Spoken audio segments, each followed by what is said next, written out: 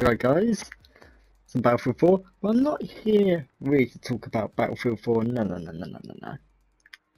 See, I've been getting into my PC games lately, and if I had to say that there's one, like, to me, I feel that PC games, there has to be one of every genre game that is almost like a must-own. You have to have this game, you have to have this game from this particular genre on your PC. Otherwise, you lose some respect. Now, unfortunately, I'm a bit of a hypocrite when it comes to this because I don't have every single game on PC and I don't have every single brilliant game on my Steam, or at least purchased on my Steam, where I can just install it whenever I want, then uninstall it, and uninstall something else if I want to play that. But, anyway, now, there's a particular first-person shooter out there that has won the hearts and minds of so many. It's a brilliant PC game, combining both strategy and an excellent art style to create a very immersive game. It's not Team Fortress 2 I'm actually talking about, it's Counter-Strike Global Offensive. I had that game gifted to me by my friends, and because I didn't have it, I played it I think like a year ago when Steam just does these trials where it gives you like a 2-3 day trial period. Like out of random, you can't select when you have a trial period. It just gives you a trial period saying, here you go, this game's on sale, it's a trial period now. Once the game goes off sale, that's it. We will lock you out the game, making you have to purchase it if you want to continue playing it. That's what Steam's always done. I played it back before, and I wasn't the best back then, and obviously a lot of time has passed, so I'm not the best now. And I want to get more into modding my games. Like I don't have games like Skyrim or Fallout or Grand Theft Auto 4 where there is a crap ton of just weird, wacky, ridiculous, psychotic, stupid, mind-boggling, and just downright disturbing but yet hilariously funny and addictive mods. Some mods like that of the description includes the Thomas the Tank Dragon mod in Skyrim, or the Carmageddon mods and Tsunami mod in GTA 4, or going back to Skyrim, the mods where you can increase or decrease the size of females' boobs and butt. That is literally the mod. You literally get to increase the size of a woman's boobs or decrease it. There's so many other ones, like the weird sex dungeon mod. I don't understand how any of them create, but obviously for other PC games, there's more sane mods. Like most of these more sane mods include like sort of graphics updates. So, like there's a sick one for the original Assassin's Creed, which I have been wanting to install, but it just looks like a lot of effort to do. I've basically got to uninstall the entire game, essentially delete the file itself, then install the graphics update, put it into the folder, then reinstall the entire package for the game to have this graphics update. I mean, it looks sick, but I'm not exactly a PC technician when it comes to matters like this. So I'm very worried that I will screw up everything and delete all my Assassin's Creed. I mean, I don't mind playing through the game again, it's just, you know, I don't want to delete it all. I'd rather just start a new profile instead of deleting the entire game file itself. Funnily enough though, this is just like a side strain of this. I'm not exactly an IT technician, but yet I'm doing IT as a course, as an A-level course, and apparently I'm on track to get a B grade. Go figure. Just go figure. Anyway, so obviously there's a lot of games with mods, and a lot of them can just be downright addictive. I think so far I have found my addictive mod. This has only been recently released, like a week ago it was released. There are some mods for Counter-Strike Global Offensive, and it is the SOCOM mod. Now, some of you are probably thinking, what the hell is this? Allow me to explain. SOCOM was one of the greatest PSP games ever. Oh, it was military, tactical, shooter, wet dreams essentially. That is what it was. Like, it was a very tactical, very precise, third person military shooter where you essentially ordered a squad. I mean, come on. You ordered a squad, you basically told them where to go on the map, but you also got a players then, you got to open fire. It was something else. You moved from cover to cover. Like, you really had to think about your decisions. You actually had to look at your environment. You actually had to try and pick out the enemies on the map. And you actually had to move so tactically. You had to move without being seen, without being heard. At least I believe there was a sort of mechanic where the enemies could hear you. Like, I remember it being for gunfire. Like, if you fired your guns, the enemies would hear you. But I'm not sure. I can't remember if there was one for just moving about. Like, if you started sprinting, they would just turn around thinking, "Oh, what the hell? We got a guy sprinting behind me." Anyway.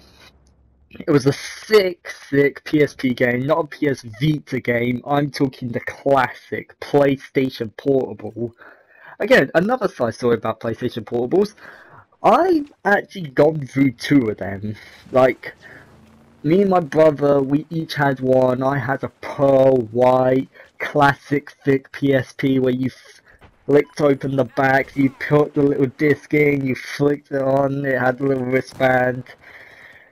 So, you know, and my brother had the black version of that, and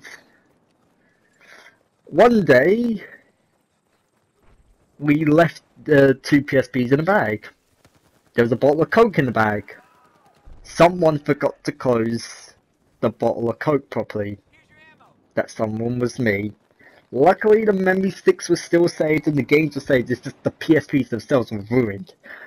So then for my birthday, year or 2 later, I got a PSP Slim, or it's a PSP Slim or it's a PSP Thin. I can't remember the exact title, but again, it was pearl white. But now my brother just spends most of his time on it. Like, if he's just sitting chilling in bed or whatever, he just spends his time on PSP, which used to be mine. But then I just kind of stopped replaying it because obviously I've got PC games, and he really only plays PES 6 on there. I mean, that's a sick game, PES 6. But anyway, so I've played a bit of Counter-Strike. Now, I've played a bit of Counter-Strike Global Offensive, and I'm not the best at it. I've played this mod. I'm certainly better at this mod than I am at regular Counter-Strike. I'm still not brilliant, but I've put in, like, last night, or a night before, or let's just say 2 days ago, because I'm just trying to work out when the video is going to go up. Before I record this, let's just leave it at that. I played about, say, up to an hour of the mod, and I absolutely loved it. Oh, like, you start off in first person mode, but you just hit the F key, you go into third person mode. I mean, it's still pretty much similar controls to Counter-Strike. In fact, it's exactly the same controls. And at the start of the match, you can select different weapons to buy. Like, you could buy a Science M4, you could buy a UMP45. I'm not sure if you can change your pistols, however. You could purchase shotguns to use. It's still got the Counter-Strike UI, but the mod is in beta mode. It's free to download. There's YouTube videos on there. If you've got Counter-Strike Global Offensive, I really recommend you go and download this mod, because it gives you a little taste of what SOCOM was, and if you love SOCOM, then I implore you to download this mod. It is just brilliant. I've had so much fun there, and so far the community base there is so sick. Like, the community or the lobby players I joined, they were some of the best players. Like, we were just having fun. Like, it's not like the competitive Dust 2 servers where everyone is just playing so competitively and they take it so seriously if they lose a round, or they just start insulting you if you accidentally pick up their guns, like what happened to me as a little experience. But it's just a sick mod. They're even recreating SOCOM maps for this mod. Trust me, there's videos out on YouTube already of how to do it. It's free to download, it's easy to download, the steps are simple. I honestly say, if you want to freshen up your Counter-Strike experience if you have the game, go out, download this mod, it's brilliant. However, there's not many servers for the mod. I think there's like 7 or 6 or 8 servers only for the mod. And sometimes when you log on to Counter-Strike, you've got it saved to your favourites list, there'll be no one on the servers. It'll be completely dormant. But then other times, all the servers, or the majority of the servers will be full. So that's one of the problems that's currently plaguing this new mod. Like, the lack of servers, and obviously because the game will have peak times, you've got to time everything. If you want to get the best out of this mod, you've got to time everything around it. So you've got to work out when the peak times are, when it's the dormant times, all that. And quite another thing that's been playing the game, obviously I would like to see them implement a SOCOM interface, and in fact different skins. Like, so far the skins and models we're using, they're good, but it's just I want SOCOM skins. I want more SOCOM skins.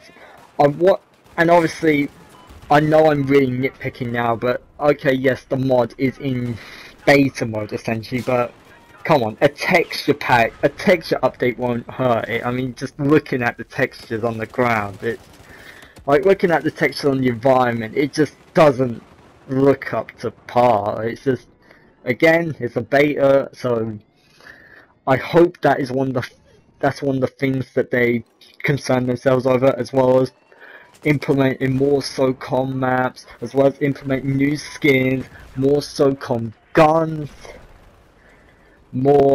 making the guns sound more like they did in SOCOM.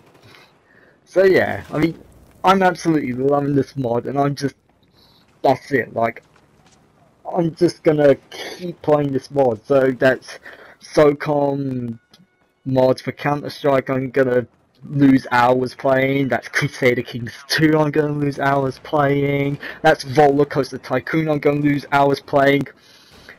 Well, not so much as playing, but whenever you exit the game, it crashes and I have to restart my laptop. It's just so annoying. I mean, I love the game. The game was part of my childhood, but it keeps crashing every time. Steam need to do something about it. Either that, or there's nothing they can do about it. But anyway, we're coming towards the end of the match. I mean, you'll see at the end I went 16 for 9. It wasn't my best match. I mean, this was the first time back playing Carrier Assault. I mean, a fun game mode, a mixture between Conquest and Rush. I loved it. I loved the Naval Strike DLC. I've already said this before, but anyway, that's the end of the video, end of the match. I'll see you later. If you got Counter-Strike Global Offensive, please download the SOCOM mod. You will not regret it.